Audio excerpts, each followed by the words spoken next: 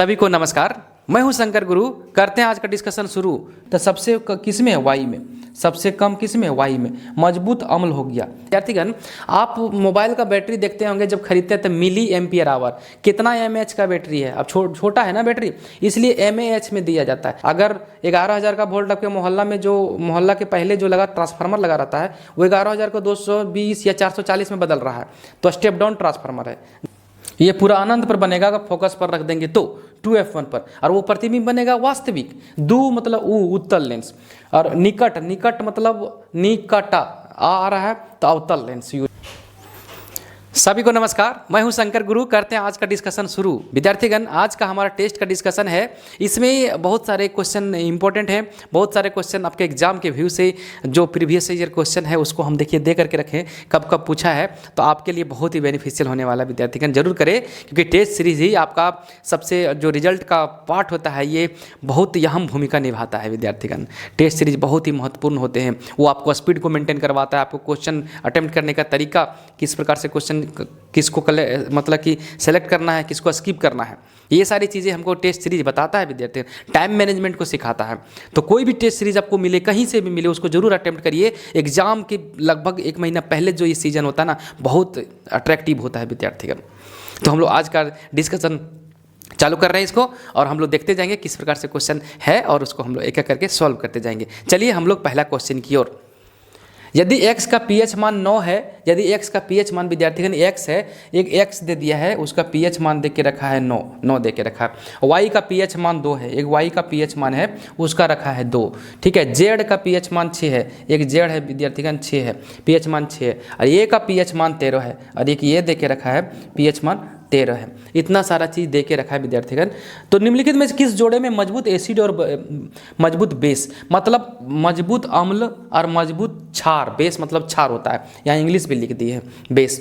तो इस क्वेश्चन को बनाने के पहले विद्यार्थीगण, ये जो क्वेश्चन दे के रखा है ना, ये हम इसको इस क्वेश्चन को यहाँ पर उतार दिए हैं। अब उधर का जरूरत नहीं, अब यहाँ का जरूरत है। तो पीएच स्केल होता है पोटेंज ऑफ हाइड्रोजन। पीएच स्केल जो हमारा पोटेंज ऑफ हाइड्रोजन के बारे में बताता है। पीएच स्केल अम्लता और क्षारीयता मापने का एक स्केल है। अम्ल और क्षार, कोई भी घोल है, कोई भी सॉल्यूशन है, तो उसका अम्लता और क्षारीयता नापने का एक हमारा पदार्थ है। कोई भी पदार्थ नहीं, ये पैमाना है। पीएच स्केल एक अम्लता और क्षार मापने का एक हमारा ये पैमाना है, स्केल है। तो इसमें क्या होता है, इस स्केल में एक नंबरिंग होता है। ये देखिए स्केल है, पीएच स्केल आपको दिख रहा होगा, यहाँ पर नंबरिंग है। ठीक है, नंबरिंग है विद्यार्थीगण।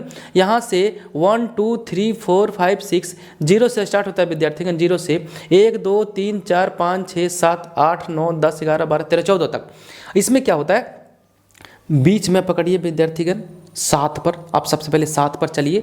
7 पर कोई भी पदार्थ, कोई भी घोल, कोई भी चीज़ रख दीजिए, वहाँ पर उसका पीएच मान निकालना है तो उदासीन देगा, ना ही अम्ल होगा ना ही क्षार होगा। 7 से आप 6 5 4 3 2 1 तरफ जाएंगे तो अम्ल की मात्रा बढ़ती जाएगी विद्यार्थीगण। अम्लता ज़्यादा मजबूत होगा। मतलब अगर किसी का 6 है पीएच मान, तो उसका अम्ल यहाँ पर 6 है, तो अगर किसी का 2 है तो 2 का अम्लता ज़्यादा है 6 के तुलना में। सबसे ज़्यादा 1, सबसे ज़्यादा इधर चले जाएंगे तो सबसे ज़्यादा अम्ल दिखाएगा। हाइड्रोजन आयन की सांद्रता बताएगा विद्यार्थीगण, इधर वो अम्ल के बारे में बताता है। वो मजबूत होते जाता है 7 से इधर जाएंगे 0 की तरफ, तो और 7 से 14 की तरफ जाएंगे तो ये क्षार की सांद्रता बढ़ती जाएगी। हाइड्रोक्साइड आयन की सांद्रता OH माइनस की, इधर होता है OH माइनस और इधर होता है हाइड्रोजन आयन। तो हाइड्रोजन आयन की सांद्रता बताएगा अम्ल, और हाइड्रोक्साइड आयन की सांद्रता बताएगा क्षार। तो 7 पर सबसे पहले उदासीन होते हैं, जो वर्षा का पानी होता है, लिया जाता है। आश्वित जल होता है, जिसको बोलते हैं डिस्टिल्ड वाटर, 7 होता है। तो इधर चले जाएंगे तो हम लोग का क्षार का मान बढ़ेगा। देखिए क्षार का मान बढ़ रहा है, वैल्यू बढ़ेगा। इधर जाएंगे तो अम्ल का। तो ये हमारा पीएच स्केल है। तो बोला मजबूत एसिड, तो मजबूत एसिड होने के लिए पीएच मान कम चाहिए, मजबूत अम्ल होने के लिए पीएच मान कम चाहिए। तो सबसे किस में है? वाई में। सबसे कम किस में है? वाई में। मजबूत अम्ल हो गया, एक ऑप्शन हो गया वाई। और क्षार होने के लिए इधर सबसे ज़्यादा हमको चाहिए, सबसे ज़्यादा हमको ये वाला मतलब 7 से ऊपर वाला मान जितना होगा उसका मजबूत क्षार बनेगा वो। तो देखिए कि कहाँ है 13, तो ये बनेगा 13। तो वाई और ये मजबूत अम्ल बनेगा, ये अम्ल बनेगा मजबूत, स्ट्रॉन्ग बनेगा, मजबूत बनेगा विद्यार्थीगण, मजबूत। और ये बनेगा मजबूत क्षार, मजबूत क्षार हो गया ये। तो देखिए ए और ये किस में ऑप्शन है, डी ऑप्शन में। D option RRB group D का क्वेश्चन, कितना शानदार क्वेश्चन पूछा विद्यार्थीगण। तो ये हमारा इस क्वेश्चन का आंसर बन के निकल गया। अगला क्वेश्चन की ओर चलते हैं। क्वेश्चन नंबर 2, गलत मिलान का चयन करिए। गलत मिलान का चयन करेंगे विद्यार्थीगण, क्या है, तत्व और संयोजकता। तत्व देके रखा है, संयोजकता, हीलियम की संयोजकता 0 होती है विद्यार्थीगण। Hydrogen helium, hydrogen helium, helium का परमाणु संख्या होता है 2, ठीक है। इसका विन्यास करेंगे 2 ही होगा, तो अब बाद में है कुछ नहीं तो 2 होगा। तो संयोजकता कितनी हो जाएगी, ये अपना डुएल पूरा करके रखा है 2।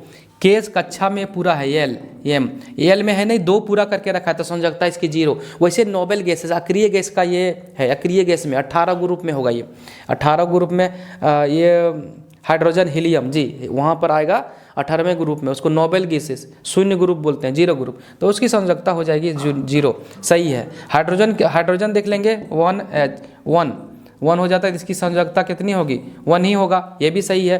कार्बन की संयोजकता कितनी है, 4, कार्बन हो गया 6 परमाणु संख्या, तो के कक्षा में 2 और 4, तो संयोजकता 4, ठीक है।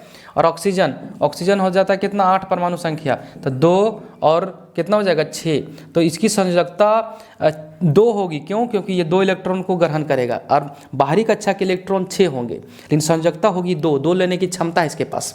तो यहाँ 1 लिखा है गलत, तो यही गलत है। तो गलत मिलान का चयन करें, तो डी ऑप्शन गलत है। ग्रुप डी का क्वेश्चन, बहुत अच्छे क्वेश्चन ग्रुप डी में पूछे हुए हैं, बहुत अच्छे। अगला क्वेश्चन की ओर चलते हैं। क्वेश्चन नंबर 3, ये फ्लोरीन दे दिया, न्यूट्रॉन प्रोटॉन इलेक्ट्रॉन की संख्या लिखें। ये फ्लोरीन दे दिया विद्यार्थीगण 9F19। इस प्रकार का क्वेश्चन में पहले इसको लिख लीजिए, उसके बाद क्या बोलता है, ये इलेक्ट्रॉन की संख्या, यही इलेक्ट्रॉन की संख्या प्रोटॉन की संख्या बराबर होता है। ये परमाणु संख्या Z हो गया, परमाणु संख्या को Z से सूचित करते हैं, Z विद्यार्थीगण Z से सूचित करते हैं, और यही वाला मेरा हो गया Z, परमाणु संख्या होता है इलेक्ट्रॉन संख्या के बराबर, और इलेक्ट्रॉन संख्या होता है प्रोटॉन की संख्या के बराबर।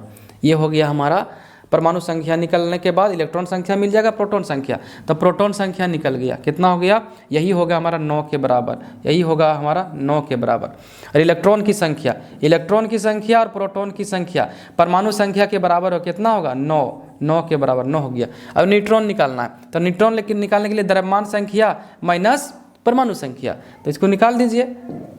द्रव्यमान संख्या कितना है, 19 है, और परमाणु संख्या कितना है 9, कितना बचेगा 10, तो ये 10 हो गया हमारा न्यूट्रॉन की संख्या, 10 हो गया न्यूट्रॉन की संख्या। अब देखिए कहाँ है न्यूट्रॉन, पहले पूछा तो 10 वाला ऑप्शन कहाँ है, 10 वाला ऑप्शन हमारा एक यहाँ है, तो न्यूट्रॉन हमारा चाहिए, सबसे पहले न्यूट्रॉन चाहिए, तो 10 न्यूट्रॉन कहाँ है विद्यार्थीगण, देखिए किसी में 10 इलेक्ट्रॉन है, 10 प्रोटॉन है, 9 नहीं होगा, 9 प्रोटॉन 9 इलेक्ट्रॉन, 9 ये भी नहीं होगा, 9 प्रोटॉन 9 इलेक्ट्रॉन, 9 प्रोटॉन 9 इलेक्ट्रॉन, ये वाला ऑप्शन है, और 10 न्यूट्रॉन, सी ऑप्शन सी बन के निकल गया। अगला क्वेश्चन की ओर। इलेक्ट्रॉन की खोज किसने की विद्यार्थी, इलेक्ट्रॉन की खोज की थी जे थॉमसन ने। एक फार्मूला, एक ट्रिक है, आप लोग बहुत अच्छे तरीके से जान भी रहेंगे, नहीं तो हम बोल देते हैं ईट पगनाच, अगर आप चाहेंगे तो ईट पगनाच तीनों चीज़ निकल जाएगा। क्या निकलेगा, ई से इलेक्ट्रॉन हो गया, टी से थॉमसन हो गया। इलेक्ट्रॉन का खोज थॉमसन ने किया, प्रोटॉन का खोज गोल्डस्टीन ने किया, न्यूट्रॉन का खोज चैडविक ने किया। आप अपने तरीक़े से याद रख सकते हैं, इलेक्ट्रॉन का खोज थॉमसन ने किया, यहाँ पर थॉमसन ने किया, और चाहेंगे प्रोटॉन का खोज जो किया वो चैडविक ने किया, गोल्डस्टीन ने किया, और न्यूट्रॉन का खोज जो किया वो किया चैडविक ने। नाच मतलब चैडविक, ना मतलब न्यूट्रॉन, चा मतलब चैडविक, पा मतलब प्रोटॉन, गा मतलब गोल्डस्टीन, ई मतलब इलेक्ट्रॉन, टा मतलब थॉमसन। तो इस प्रकार से आप याद रख सकते हैं। तो अभी इलेक्ट्रॉन का खोज ई टा मतलब थॉमसन, जे थॉमसन। यहाँ पर नील्स बोर परमाणु का मॉडल दिए, अल्बर्ट आइंस्टीन E=mc² एनर्जी का सिद्धांत, और रदरफोर्ड ने नाभिक का खोज किया, RRB JEE और NTPC दोनों में ये क्वेश्चन पूछे हुए हैं। तो बनाइएगा अपने अनुसार, अगर एग्जाम में आता है तो इस प्रकार क्वेश्चन मिस नहीं करेंगे, आता है इस प्रकार क्वेश्चन भी एग्जाम में आते हैं। अगला क्वेश्चन की ओर। हमारे पास अगला क्वेश्चन यहाँ पर देखिए क्या देके रखा है, N2 गैस के 0.5 मोल के द्रव्यमान की गणना करें। विद्यार्थीगण मोल मोल बराबर होता है कितना है, एक मोल में से एक दर्जन में कितना है 12, तो एक मोल में कितना होते हैं, तो 6.022 10 टू दी पावर 23 एक मोल का बात करता है, लेकिन वहाँ संख्या में नहीं ग्राम में दे दिया। तो ये N2 तो ठीक दिया था और 0.5 मोल दे दिया। तो N2 का एक मोल अगर बोलता, N2 का एक मोल अगर बोलता तो इसका जो ग्राम में होता कितना होता, 2 गो नाइट्रोजन कितना होता, एक नाइट्रोजन का होता है कितना 14 ग्राम, तो 2 गो था तो 28 ग्राम होता एक मोल में। एक मोल में हो गया 28 ग्राम एक मोल में, लेकिन 0.5 मोल पूछ रहा है, 0.5 मोल का बात कर रहा है, तो इसको 0.5 से गुना कर दीजिए 0.5 से, तो ये बनेगा 14 ग्राम, ये बनेगा 14 ग्राम। ये जो N2 है अपने आप में एक मोल है, तो 0.5 मोल का पूछ दिया तो आधा हो जाएगा, तो 14 ग्राम बनेगा इसका ऑप्शन। नेक्स्ट क्वेश्चन है, बैटरी की क्षमता डैश में व्यक्त की जाती है। बैटरी की क्षमता किस में व्यक्त की जाती है? विद्यार्थीगण आप मोबाइल का बैटरी देखते होंगे जब खरीदते हैं तो मिली एम्पियर आवर, कितना mAh का बैटरी है। अब छोटा है ना बैटरी, इसलिए mAh में दिया जाता है, लेकिन घर का इन्वर्टर बैटरी का बात कर रहा है ये क्वेश्चन, मोबाइल का नहीं बात किया। तो जनरल बैटरी जो घर का बैटरी का बात कर रहा है या कोई भी बैटरी जनरल बैटरी का, तो एम्पियर आवर एम्पियर घंटा में बात करते हैं विद्यार्थीगण। देखिएगा बैटरी के बहुत अच्छा ऑप्शन में लिखा रहेगा ऐसा 150 AH 220 AH ऐसा लिखा रहेगा, यही एम्पियर आवर है, यही एम्पियर आवर है विद्यार्थीगण। इन्वर्टर का बैटरी में जाके देखिएगा, इसी पर बैटरी का दाम बढ़ता है, इसी पर एम्पियर आवर जो है बैटरी की क्षमता है, कहाँ है एम्पियर घंटा, यही एम्पियर घंटा है हमारा बन के निकल गया। जेई का क्वेश्चन है और बहुत अच्छा है ये, तो जेई का सारे रेलवे का क्वेश्चन में मिलेंगे इस प्रकार के क्वेश्चन। मोबाइल का बैटरी देखिएगा मिली एम्पियर आवर, छोटा होता है ना, इतनी बड़ी होती है तो छोटा पैमाना ले जाता है, लेकिन AH उसमें भी होते हैं, मिली AH हो जाते हैं। चलिए अगला क्वेश्चन की ओर। निम्नलिखित में से कौन सा उपकरण रासायनिक ऊर्जा को विद्युत ऊर्जा में परिवर्तित करता है? इस प्रकार क्वेश्चन भी देखने को मिलेंगे। रासायनिक ऊर्जा को विद्युत ऊर्जा में बदल रहा है, तो इसका तो बैटरी उदाहरण है। बैटरी या सेल जो हम लोग घर में भी AH का बात किए, बैटरी में रासायनिक ऊर्जा संचित करता है। रासायनिक ऊर्जा होते हैं उसमें हाइड्रोक्लोरिन सल्फ्यूरिक अम्ल डाले होते हैं, उसमें विक्रिया होते हैं अंदर में, तो वो रासायनिक ऊर्जा ले लेता है। उसके बाद जब हम यूज करेंगे घर में, लगाएंगे आप कनेक्शन इन्वर्टर के थ्रू या किसी के थ्रू, या पंखा लगाइए चलने लगेगा, तो वो रासायनिक ऊर्जा को विद्युत ऊर्जा में बदल रहा है। कौन करेगा? बैटरी। ट्रांसफार्मर का काम क्या है? वोल्टेज का रूपांतरण करना, विद्युत धारा का रूपांतरित करता है। अगर 11,000 का वोल्ट आपके मोहल्ला में जो मोहल्ला के पहले जो लगा ट्रांसफार्मर लगा रहता है, वो 11,000 को 220 या 440 में बदल रहा है, तो स्टेप डाउन ट्रांसफार्मर है। घर में जो ट्रांसफार्मर स्टेबलाइजर यूज करते हैं उसमें ऑटो ट्रांसफार्मर लगे रहते हैं, वो वोल्टेज को कम भी करता है और वोल्टेज को ज़्यादा करता है। तो ट्रांसफार्मर का काम है परिवर्तित करना वोल्टेज को, और विद्युत धारा उसी अनुसार परिवर्तित होता है। और इलेक्ट्रिक जनरेटर का क्या करता है? जनरेटर जो है हम लोग यांत्रिक ऊर्जा देते हैं, ऐसे डुब डुब डुब डुब डुब करता है ना, स्टार्ट करते हैं जनरेटर को, ऐसे स्टार्ट करते हैं, या बैटरी के थ्रू जो लगा रहता है सेल्फ, उससे भी स्टार्ट होता है। तो मान लीजिए हैंडल से स्टार्ट कर रहे हैं, तो कौन सा ऊर्जा दे रहे हैं? यांत्रिक ऊर्जा। और हमको दिया क्या? बिजली जलने लगा, विद्युत ऊर्जा। तो यांत्रिक ऊर्जा से विद्युत ऊर्जा जनरेटर, पहिया में तो अब घूमेगा, तो यांत्रिक एनर्जी है, यांत्रिक ऊर्जा उसके पास। तो अभी आंसर बनेगा बैटरी। LP और NTPC दोनों का क्वेश्चन है, LP और NTPC दोनों में पूछा हुआ है। अगला क्वेश्चन हम लोग चलते हैं।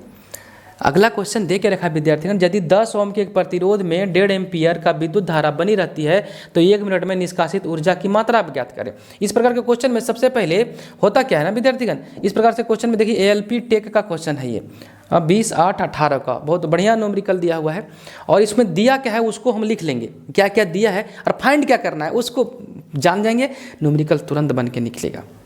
तो टाइम लगता है थोड़ा सा, तो हड़बड़ाना नहीं है, लेकिन समझना हमारा मेन मकसद है। आप समझ जाएंगे तो उस टाइम को और कम कर सकते हैं। तो यहाँ टाइम लगेगा तो हड़बड़ाइएगा नहीं, थोड़ा सा समझाने के लिए समय लग जाता है, लेकिन जल्दी जल्दी निकाल देंगे तो बेकार हो जाएगा। इसलिए 1-1.5 मिनट लग जाता है, कोई दिक्कत नहीं, 2-3 मिनट भी लग सकते हैं, तो बात वो नहीं है। नौकरी आपका समय मांगते।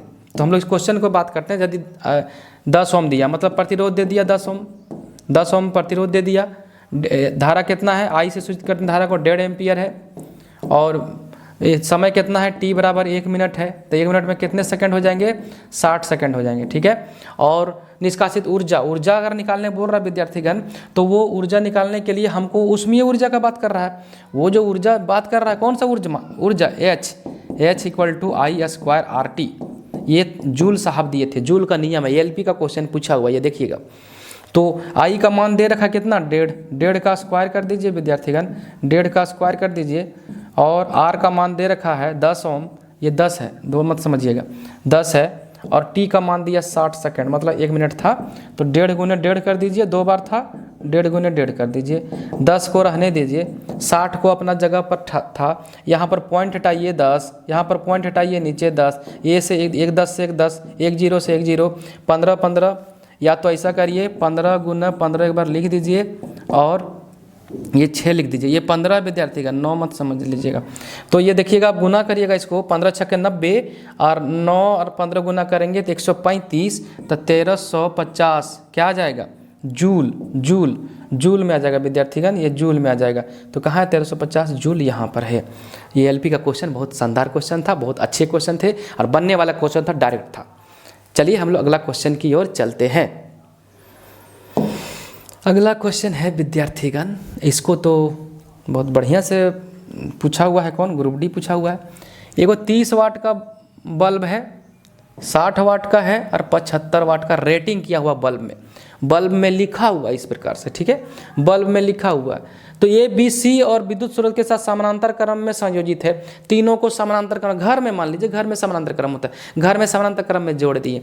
तो बोला है निम्न में से कौन सा अधिक चमकेगा, इस स्थिति निम्न में कौन सा सत्य है, संयोजित है। तो ऑप्शन के अनुसार कौन चमकेगा अधिक विद्यार्थीगण, तो सबसे अधिक जो चमकेगा जिसका वाट ज़्यादा होगा, शक्ति जो ज़्यादा होगा, ज़्यादा खाएगा वो, ज़्यादा लेगा एनर्जी को, तो ज़्यादा शक्ति जिसके पास होगा, वाट जिसका ज़्यादा होगा वही ज़्यादा चमकेगा। तो 75 वाट वाला बल्ब ज़्यादा चमकेगा।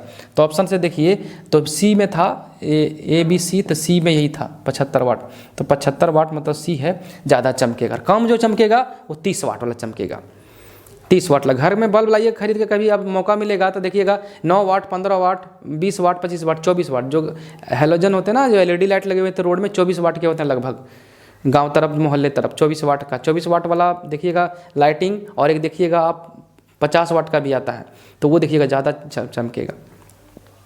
चलिए अगला क्वेश्चन की ओर।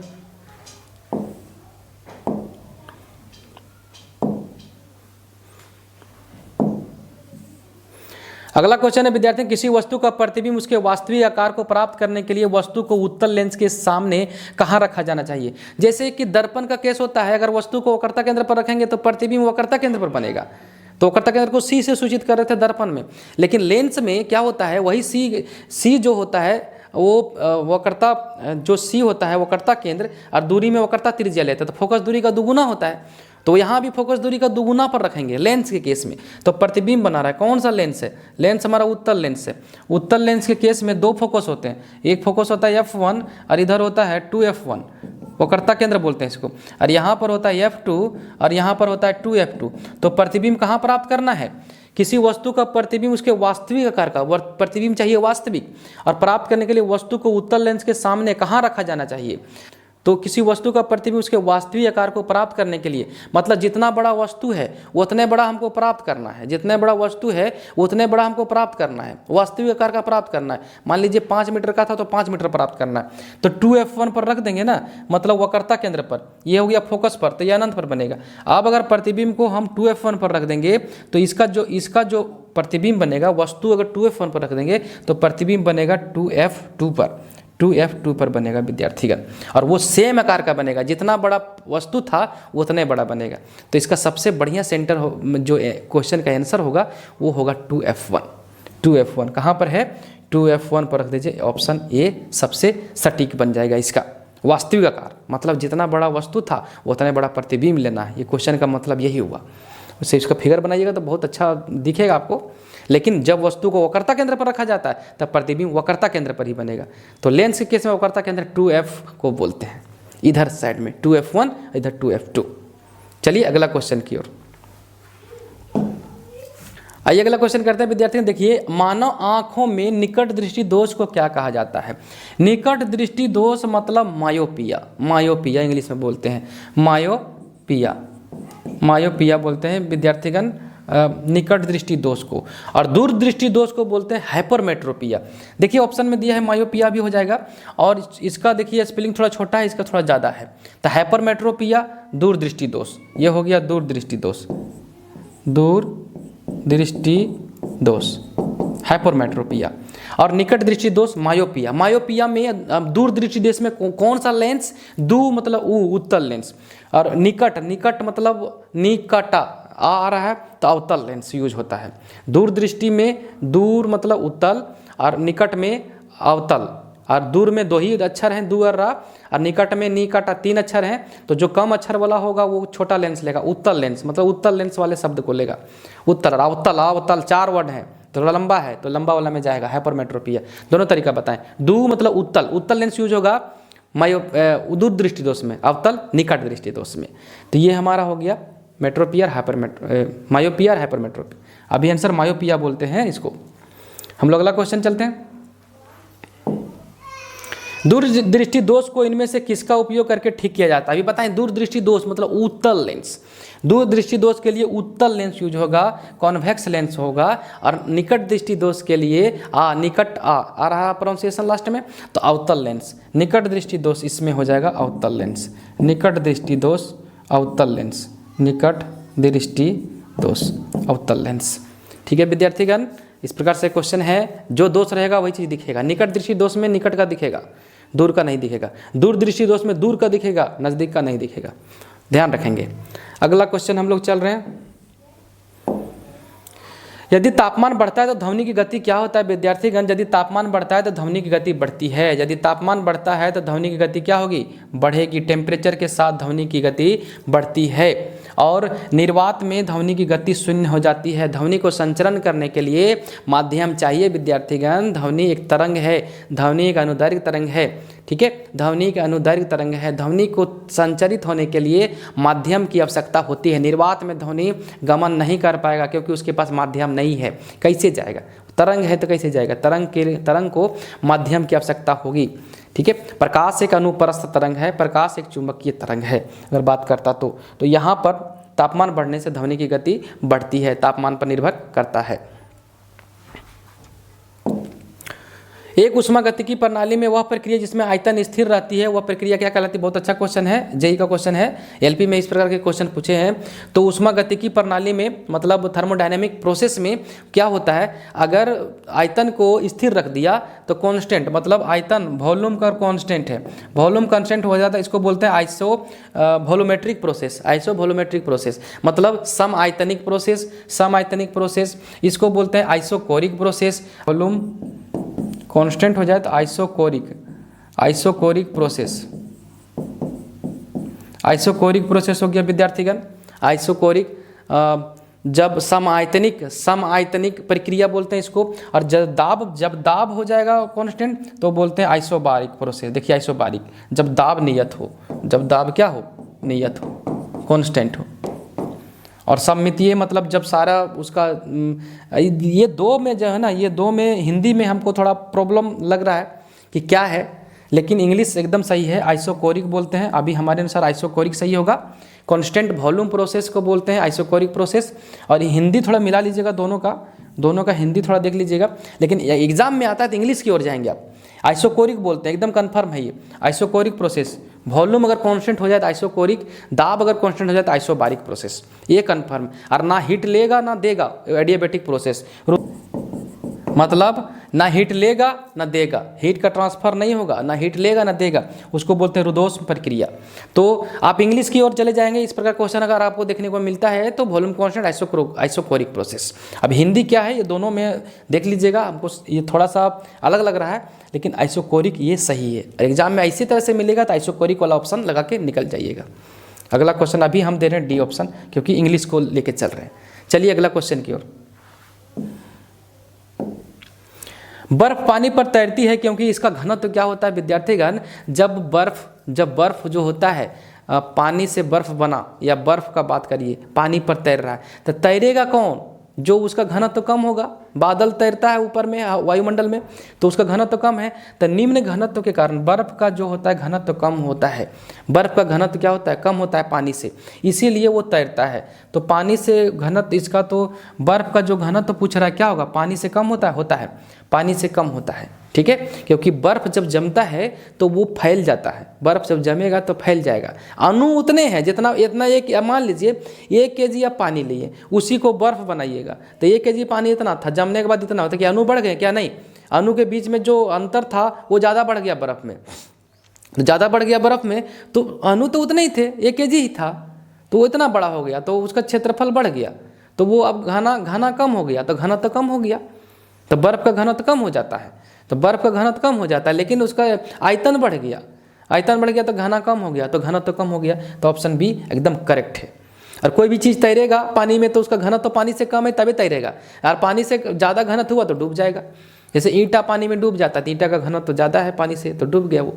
तो यही सारा प्रोसेस है। अभी आंसर बी। अगला क्वेश्चन, जल की गिरती हुई बूंद किस गुणधर्म के कारण गोलाकार होती है? जैसे जल यहाँ पर है, मान लीजिए यहाँ पर जल है विद्यार्थीगण, और ये बादल में है, वायुमंडल में, तो ये गिरता किस वजह से है? ये गिरता है यहाँ से, जैसे ही इसको मिलेगा, जैसे कंडेंसेशन का प्रोसेस होगा, ये पानी है, ये वाष्प के रूप में। अब जैसे ही पानी, इसको टेम्परेचर अलग मिलेगा, टेम्परेचर परिवर्तन हुआ तो ये क्या हो गया, तुरंत उष्मा को अपना रिलीज कर देगा, और ये पानी ये जो वाष्प था ये पानी का रूप ले लेगा, ये पानी का ड्रॉपलेट ले लेगा, और ये पानी नीचे की ओर गिरना शुरू कर देगा, और यही हमारा अर्थ पर आके गिरता है, यही हमारा अर्थ पे आके गिरता है। यही ड्रॉपलेट जो बन रहा है, ये पानी का बूंद बन रहा है। इसका वजह क्या है? क्योंकि ये पानी सबसे कम एरिया को प्राप्त करना चाहता है, न्यूनतम क्षेत्रफल को प्राप्त करना चाहता है। वो ड्रॉपलेट जो बूंद बना वो किस वजह से? पृष्ठ तनाव की वजह से, पृष्ठ तनाव वजह से। तो पृष्ठ तनाव बराबर क्या होता है? टी बराबर सूचित करते हैं, टी बराबर फोर्स अपॉन लेंथ। फोर्स मतलब बल बटा लंबाई, फोर्स अपॉन लंबाई, वो जो अणु होते हैं ना उसके लंबाई दूरी है, तो यही होता है। तो ये जो पानी का बूंद बना वो किसकी वजह से बना? पृष्ठ तनाव की वजह से। तो आंसर बनेगा पृष्ठ तनाव की वजह से। और ये इसका ऐसा ही मात्रक हो जाएगा, न्यूटन मीटर प्रति मीटर, न्यूटन प्रति मीटर हो जाएगा, फोर्स अपॉन लेंथ। तो यहाँ से और जल की केशिकत्व का बात करेंगे तो पानी जो है ट्यूब में, पतली नाली में ऊपर चढ़ेगा या उतरेगा, वो प्रोसेस जो लालटेन के बत्ती में तेल चढ़ जाता है, तो केशिकत्व की प्रक्रिया है, वो केशिकत्व की प्रक्रिया है। और जल की श्यानता, जल जो चलता है सतह मिला के चलता है, तो एक सतह दूसरा के सतह के साथ चलेगा तो घर्षण उत्पन्न करता है। तो जो द्रव में घर्षण उत्पन्न होता है उसको श्यानता बोलते हैं, द्रवों में। तो जल की श्यानता वही है, जल का जो लेयर्स सतह से सतह मिला के चलता है ऊपर नीचे सब, उसको बोलते हैं श्यानता। जो घर्षण हुआ उसके बीच में उसको श्यानता बोलते हैं। अभी आंसर पृष्ठ तनाव। अगला क्वेश्चन, एक बस विश्राम अवस्था से चलना शुरू करती है और नियत त्वरण से एक पहाड़ी से उतरती है, 10 सेकंड में 200 मीटर की दूरी तय करती है, इसका त्वरण क्या है? त्वरण निकालने के लिए विद्यार्थीगण दिया क्या है उसको हम देख लेंगे। इस प्रकार के न्यूमेरिकल में सबसे पहले देख के क्या रखा है, तो विश्राम अवस्था मतलब प्रारंभिक वेग मान कितना विद्यार्थीगण? 0 हुआ। प्रारंभिक वेग कितना हुआ? 0 हुआ विश्राम अवस्था। और नियत त्वरण में तो कॉन्स्टेंट निकालना है, पहाड़ी से उतर रहा है, 10 सेकेंड टाइम दे दिया है, 10 सेकेंड, 10 सेकेंड का बात कर दिया। और 200 मीटर की दूरी तय करती है, मतलब दे दिया, 200 मीटर की दूरी तय कर रहा है। और क्या निकालना है? त्वरण। विद्यार्थीगण देखिए, इसको हम लिखने का मतलब क्या हुआ? इसको लिखने का मतलब यही हुआ कि दिया क्या क्या था, निकालना क्या, अब तुरंत निकलेगा। UTS, ये बताइए क्या लगेगा? S = UT + ½ AT²। तो इसको अगर हम लगा देंगे यहाँ पर क्या, S = UT + 1/2 AT², यही तो है। यहाँ से S का मान कितना दे के रखा है? 200 रखा है। U का मान 0, T का मान 10 प्लस 1/2, A का मान विद्यार्थीगण, A का मान 10, T का मान कितना है? 10। A का मान तो निकालना है विद्यार्थीगण, ये 10 नहीं दिया है, A का मान निकालना है, A का मान निकालना है, तो ये रख दीजिए और ये रख दिए, और T का मान 10 का स्क्वायर कर देंगे इसको। अब यहाँ से क्या करेंगे? 200 रहने दीजिए, 0 × 10 0 हो जाएगा, प्लस 1/2, A का मान ये है, ये रहने दीजिए, 10 का स्क्वायर कितना हो जाएगा? 100 हो जाएगा, 100 हो जाएगा विद्यार्थीगण, 100। तो यहाँ से हम अब कर सकते हैं, 100 को काट दीजिए, 50 हो जाएगा। तो 200 बराबर हो जाएगा A × 50 मतलब 50A, और काट दीजिए 50 चौके 200। तो A का मान जो निकल के आया, कितना? 4 आया, 4 आ गया विद्यार्थीगण, 4 मीटर प्रति सेकंड स्क्वायर। क्यों? क्योंकि त्वरण का ऐसा ही मात्रक मीटर प्रति सेकंड स्क्वायर कहाँ ऑप्शन है? ए ऑप्शन में। तो हमारा निकल गया ए। ठीक है, तो इस प्रकार से क्वेश्चन हम न्यूमेरिकल में दिया क्या है, फाइंड क्या करना है, अगर इसको हम कर लेंगे तो तुरंत निकल जाएगा। अब अपने तरीका से बनाइएगा तो और शॉर्ट हो सकता है। चलिए हम लोग अगला क्वेश्चन की ओर। अगला क्वेश्चन है हेपेटाइटिस किसके कारण फैलता है विद्यार्थीगण। हेपेटाइटिस जो फैलता है विषाणु से फैलता है। हेपेटाइटिस एक विषाणु के कारण होता है। डी, हेपेटाइटिस एक वायरल डिजीज है। एनटीपीसी में क्वेश्चन पूछा है। प्रोटोजोआ से आपको मलेरिया फैलेगा। मच्छर के काटने से भी मलेरिया होता है। आपका जीवाणु से होता है टाइफाइड हो जाएगा। टाइफाइड हो जाएगा विद्यार्थीगण जीवाणु से। हैजा ये सब हो जाएगा, हैजा बीमारी। तो इस प्रकार से वायरल डिजीज जो हमारा देखिए विषाणु है, बड़ी माता, ये सब चीज़ें हैं, ये सब हो जाएगा हमारा, वो हो जाएगा वायरल डिजीज है। वायरस से होता है। एड्स वायरस बीमारी है, वायरल डिजीज है। तो ये भी यहाँ विषाणु से हेपेटाइटिस, ये लीवर का बीमारी है। ज़्यादा शराब पीने से आपको हेपेटाइटिस हो सकता है और ये एक कैंसर का रूप ले लेगा विद्यार्थीगण। बहुत डेंजरस बीमारी होता है। तो शराब बहुत डेंजरस है, लीवर को बहुत ज़्यादा वर्क करना पड़ता है उस कंडीशन में। और जितने भी खान पान बढ़िया रखेंगे तो ये लीवर हमारा अच्छा रहेगा और आप जानकार बनेंगे तो धीरे धीरे सब चीज़ें ठीक होते जाएंगे। तो अभी हमारा आंसर बनेगा हेपेटाइटिस जो होगा विषाणु के कारण होगा। नेक्स्ट क्वेश्चन, निम्नलिखित में से कौन सी बीमारी जीवाणुओं के कारण होती है। जीवाणुओं के कारण अभी फिर आया बैक्टीरियल डिजीज जो है, बड़ी माता होता है वायरस से। रेबीज भी हो जाएगा वायरस से। एड्स हो जाएगा वायरस से। एंथ्रेक्स हो जाएगा विद्यार्थीगण जीवाणु से। एंथ्रेक्स एक जानवरों का डिजीज है, एनिमल डिजीज है, जानवरों की बीमारी है और उसके संपर्क में मनुष्य रहेगा तो मनुष्य को भी हो सकता है। ये त्वचा संबंधी बीमारी है विद्यार्थीगण, श्वसन संबंधी बीमारी है, जानवरों में होता है, बड़े बड़े छाले पड़ जाते हैं जानवर में। तो ये एंथ्रेक्स डिजीज जो है वो हमारा बैक्टीरियल डिजीज है। टाइफाइड भी बैक्टीरियल डिजीज है, पानी पीने के, गंदा पानी पीने से आपको यहाँ में बीमारी हो जाता है टाइफाइड। तो यहाँ पर ये टाइफाइड, ये एंथ्रेक्स जो है वो बैक्टीरियल डिजीज है, जीवाणुओं का ये बीमारी है, जीवाणु के द्वारा फैलता है जानवरों में। अगला क्वेश्चन चलते हैं, प्रकाश संश्लेषण प्रकाश की उपस्थिति से होता है। किस रंग के प्रकाश की रेंज प्रकाश संश्लेषण की दर को सबसे कम होती है। तो प्रकाश संश्लेषण जो होता है ये भोजन बनाता है पेड़ पौधे अपना, इस विधि से भोजन अपना पेड़ पौधे पत्तियों पर बनाते हैं। उसमें कार्बन डाइऑक्साइड लेते हैं वायुमंडल से, ठीक है, और क्लोरोफिल उसमें उपस्थित होते हैं, पर्णहरित जिसको बोलते क्लोरोफिल, और सूर्य की प्रकाश और जल लेते हैं नीचे से, भूमि से जल लेते हैं और जाइलम ऊतक से जल आता है। ये सारा कॉम्बिनेशन मिल करके ग्लूकोज का निर्माण पत्ते में करते हैं पेड़ पौधे पत्ते में किए अपना ग्लूकोज का निर्माण, और उस ग्लूकोज को जो पूरा फैलाने का काम करेगा फ्लोएम ऊतक। जाइलम जल को ले जाता नीचे, फ्लोएम पूरा भोजन जो बना उन्होंने ग्लूकोज वो पूरा फैला दिया सभी भागों में पेड़ पौधे का, तो उसको बोलते हैं फ्लोएम ऊतक ग्लूकोज का। तो ग्लूकोज बनता है विद्यार्थीगण, और सबसे ज़्यादा प्रकाश संश्लेषण होता है लाल में, उसके बाद नीला में, और नहीं के बराबर होता है हरा में। तो सबसे कम प्रभावित होता है हरा में और सबसे अधिक होता है लाल, सबसे अधिक होता है लाल, सबसे अधिक होता है लाल। तो अभी आंसर बनेगा हरा। हम लोग अगला क्वेश्चन देख लेते हैं। उस प्रक्रिया का नाम क्या है जिसके कारण जीवित कोशिकाओं को अल्परासारी विलयन में रखने पर उनके आकार और आकृति में विस्तारित होने लगता है। विद्यार्थी किसमिस जो होता है ऑस्मोसिस की प्रक्रिया इसको बोलते हैं। किसमिस को रात में भीगने छोड़ देते हैं। किसमिस पहले छोटा था, वो पानी को अपने अंदर एब्जॉर्ब कर लेता है और फूल जाता है, इसको बोलते हैं ऑस्मोसिस, उसी को बोलते हैं परासरण। और विसरण, जैसे आप यहाँ पर अगरबत्ती जलाएं तो पूरा रूम में फैल जा रहा है, वो विसरित डिफ्यूजन हो जा रहा है। सेंट मारेंगे पूरा रूम में फैल जाएगा, उसको विसरण बोलते हैं। वाष्पोत्सर्जन, पत्ती से जो देखेंगे, पत्ती कभी कभी गर्मी दिन में सूख जाते हैं, पत्ती से सब पानी निकल के चला गया, तो वाष्पोत्सर्जन वेपराइजेशन हो गया, वो ट्रांसपायरेशन टाइप का हो गया। प्रकाश संश्लेषण अभी बताएं, पेड़ पौधे अपना भोजन का निर्माण पत्तियों में करते हैं कार्बन डाइऑक्साइड की उपस्थिति में, और हमको ऑक्सीजन देते हैं। उनका जो अभिक्रिया के बाद जो मिलता है गैसेस, वो ऑक्सीजन और ग्रहण करते हैं कार्बन डाइऑक्साइड, और वो भोजन बनाने की विधि है पेड़ पौधों का। अभी आंसर परासरण। ग्लूकोमीटर के बारे में निम्नलिखित में कौन सा कथन सही है। ग्लूकोमीटर क्या करता है, ग्लूकोज का मापन करता है। तो यह चिकित्सक उपकरण है विद्यार्थीगण, यह क्या है, एक चिकित्सक उपकरण है ग्लूकोमीटर, ठीक है। वो शुगर की मात्रा मापता है, ग्लूकोज की मात्रा बॉडी में मापता है।